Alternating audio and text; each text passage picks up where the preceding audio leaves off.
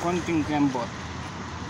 Kakaroon din ako ng sariling bakery, bake shop sa Pilipinas.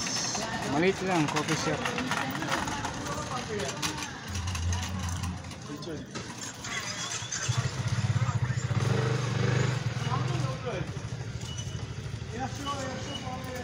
Ang dami. Pero mas masarap yung gawang Pinoy siyempre.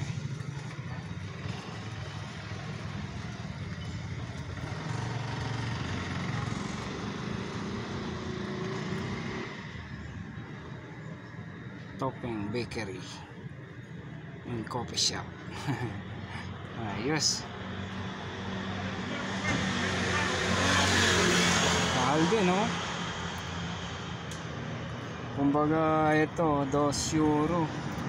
Pwede 120 pesos na isa lang. Pero kung mo nga dito sa Madrid, parang 2 pesos lang. Thanks, God bless.